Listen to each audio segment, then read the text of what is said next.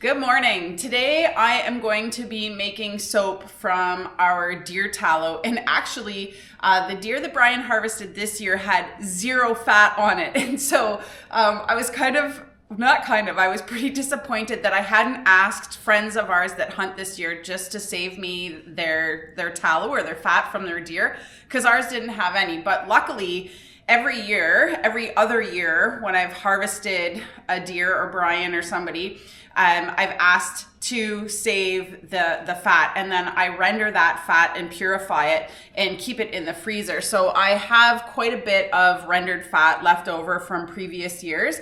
And today I'm going to try something new. I'm actually going to try to make a double batch of soap. I've never done this before, so yeah, this could get a tad dicey.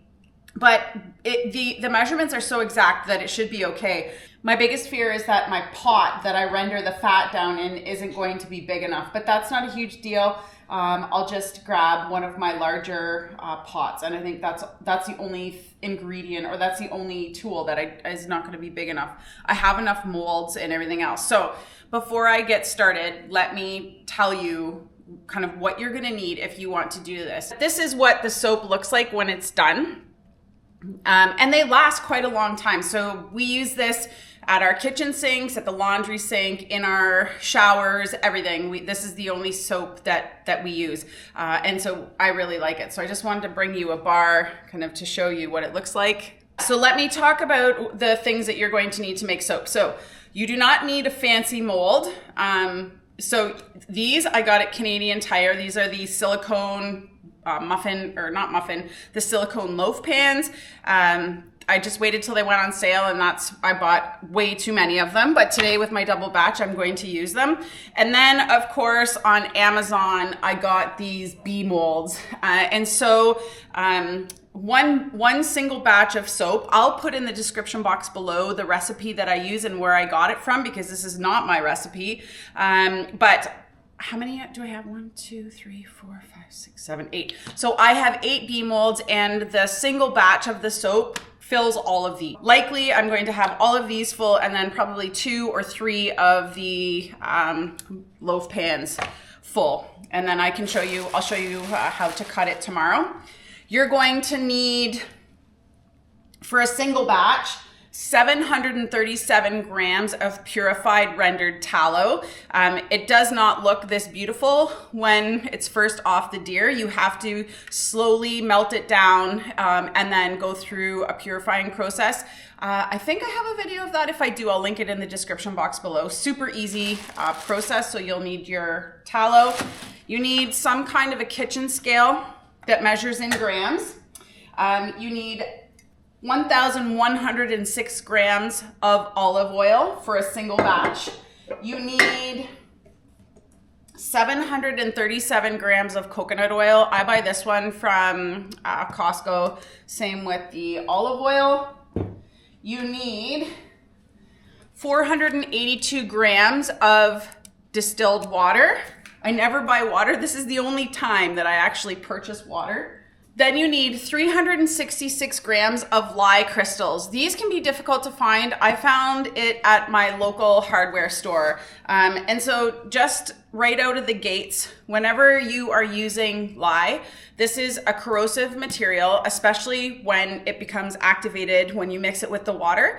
So I will be wearing today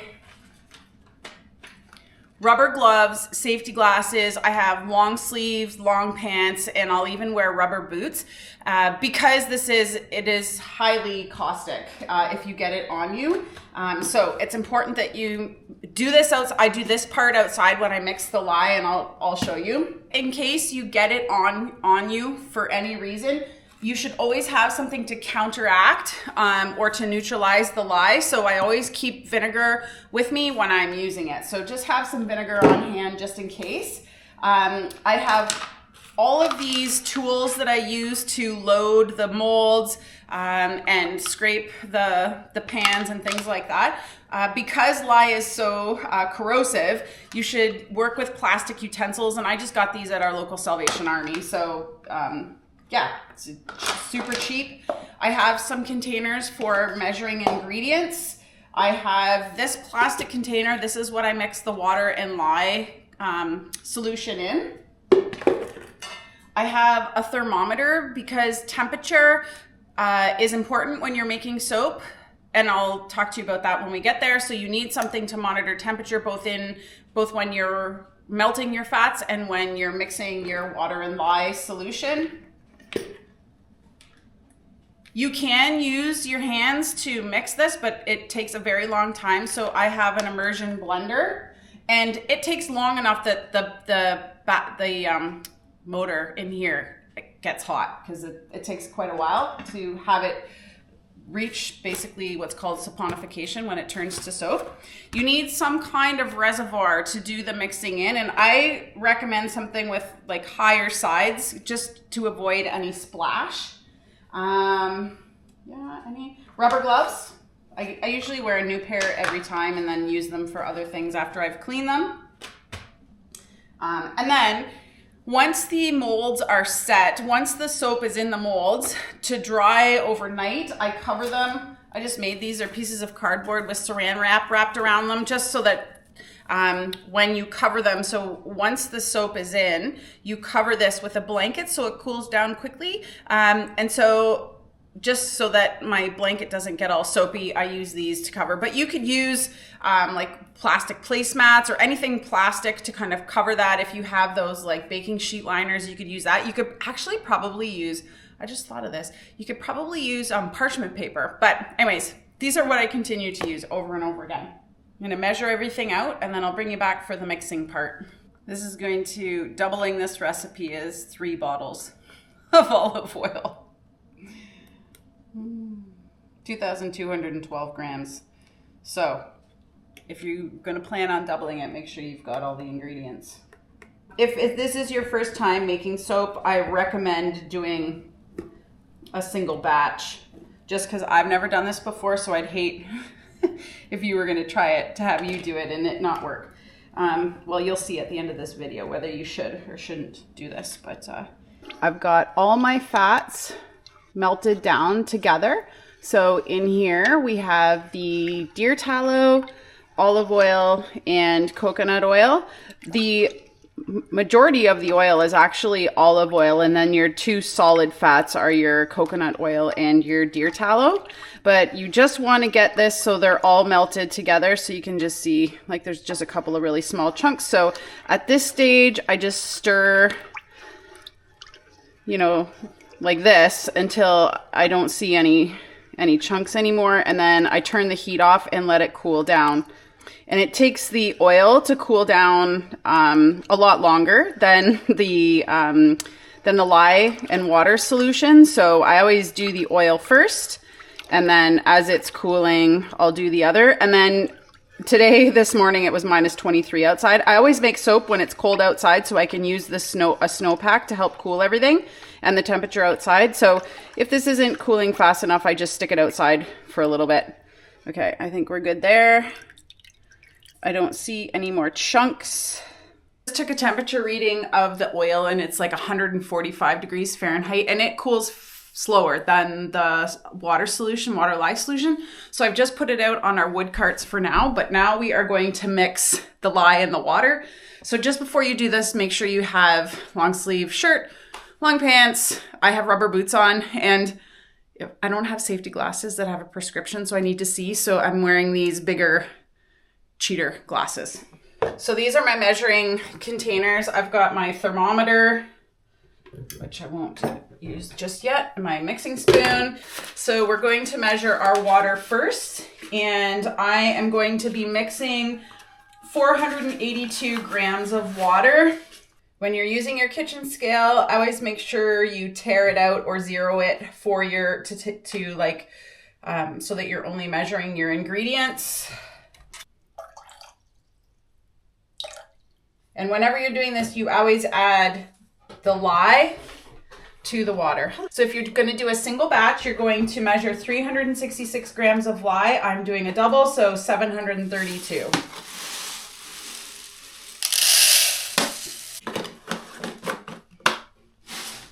This is what the lye looks like. They're little pellets. Okay, and then, so this is going to have a pretty intense reaction, so I keep my face away, and you slowly pour the lye while stirring the water.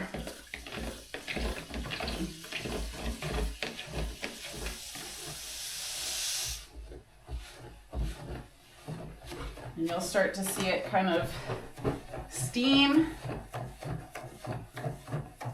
And you just stir it till it's dissolved. You'll kind of feel the crystals kind of melt away. So right now, this is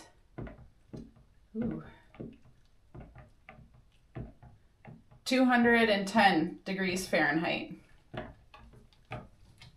So I'm gonna get that over to the snowpack.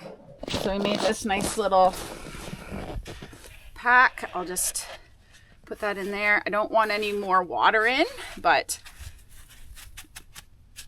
okay, and then I'll leave that there. I'll come out every, 10 minutes or so and give it a stir. And I'm checking for it to be at around 115 degrees Fahrenheit. And then when it's at that point, we can mix the two together. All right, I've got both pots cooling out here now. The lye solution is at 140 degrees Fahrenheit, so it's cooling down pretty quickly. We're at about 115 with the lye solution, and then about at 110 with the fats. The fats are going to go in first. I've got quite the payload here. Yeah. So just going to pour that slowly in. Try to avoid any splashing. Hopefully this tub is big enough for this. Oh boy. It's important because the measurements are so exact that you get every little drop out. You always add the lye solution slowly to the oils. So I'm gonna pour from the side because the spout has snow on it. And you just slowly stir that in. Oh wow, we are full. Now we immersion blend this until we reach saponification, which is when it starts to thicken up. And this is going to take a long while, so I'm probably gonna turn the camera off. Oh, I just spilled a whole bunch. I don't know. I gotta try and get that back in though. Shoot. This is not going according to plan. Okay? Yep, go for it. Is it loose? Oh yeah, big time. How bad? Pretty bad. Pretty good. Wow. Oh, look at this. Stay tuned. We're gonna carry on with our blending, but that was a big spill. Well, this will be better now because I can stir it. Your lesson is to determine your final volume before pouring everything together, because that was a big oopsie. I had to switch mixers. My other one is very old, probably 25 years old, and so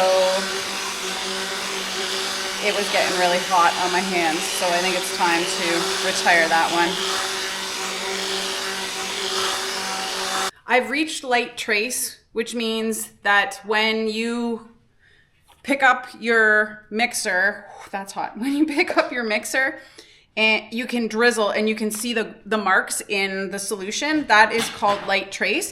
I did manage to find some balsam fir essential oils, which is my favorite scent. So I am actually going to add those now, and then I will have to blend for a little bit longer. I'm adding that. I think that's a full bottle, or that's a half bottle, and then just a little splash of this one. Hopefully that's not too much, but this sucker is heavy.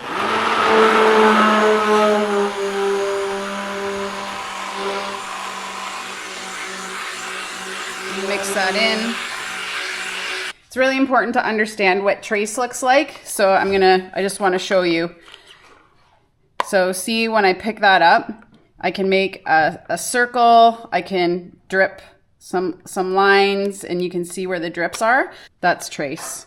You can essentially draw in the solution, and that's where you want to be. So I'm ready to fill my mold, so let's do that. I'm going to fill the honeybees first, and then I'm gonna, whatever I have left, I'm gonna put in the loaf pans. But this little bit is fairly tedious because, you know, these are, but they're pretty when they're done, so it's worth the work to fill these, to make these little bee molds. The consistency you're looking for is like pudding. So this is pretty good. I think we did a good job.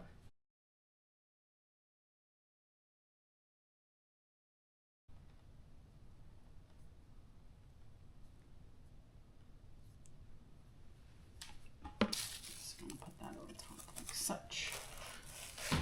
That was an ordeal. We got everything filled. I've got my trays covered. It's still very warm. I'm gonna cover this with a blanket, and then I'm going to let it cool for 24 hours, and tomorrow I'll pop them from the molds and cut the big chunks and then put it out on a rack to dry.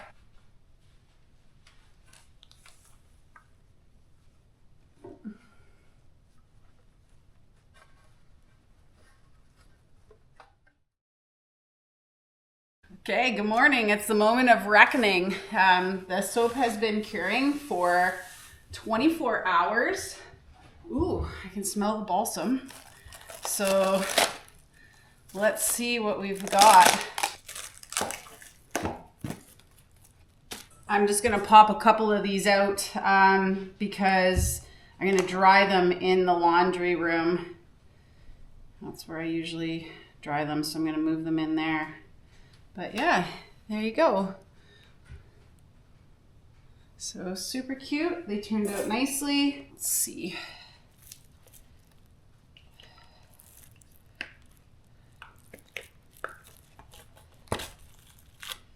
So that's what it looks like. So you cut it about an inch thick. Oh yeah. There you go. That's what it looks like on the inside. And these are for us, so I usually don't take any of the bee, but you can see it's still kind of wet on the inside, and that's why they have to cure for 5 weeks.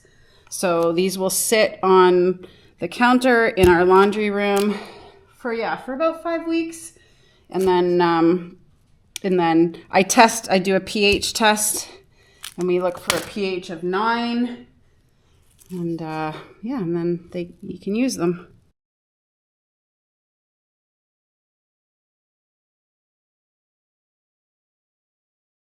Hey everybody, it has been 5 weeks since we made our soap, and I am so excited because it turned out beautifully. Look at how pretty those are.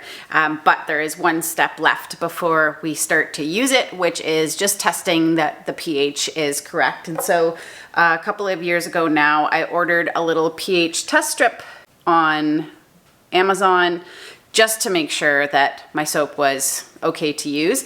Your pH should be around 9. That is the sweet spot for soap making. So just to test, I am going to so it's just a little piece of tape that you rip out, and then when it changes color, you just test it against this color wheel here. And just to show you, pH of 7 is right here at the bottom, so that's what we're looking for. So I'm just gonna test my water, which hopefully is close to 7.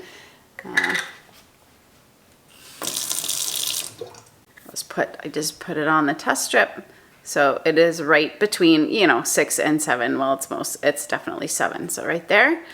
And now let's test our soap. So the first thing I'm actually going to do is to show you the lather, because that is the best part. So I've heard people say, oh, homemade soap doesn't lather as good. I beg to disagree. So let's look. I want to show you.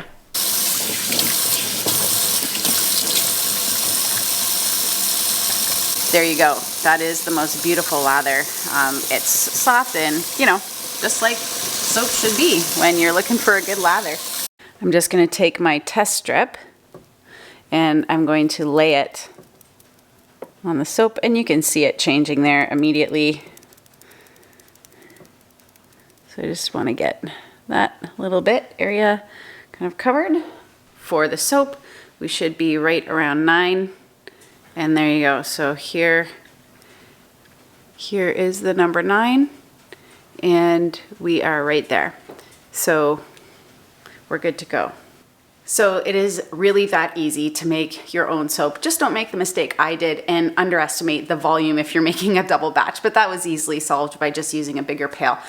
So yeah, I would do a calculation to see the volume I required for both of my liquids before I started with the mixing process. But other than that, turned out great. Now we have a ton of soap to give away to family and friends and to use for ourselves at home. Anyways, thanks for watching. Have a great day, and we'll see you next time.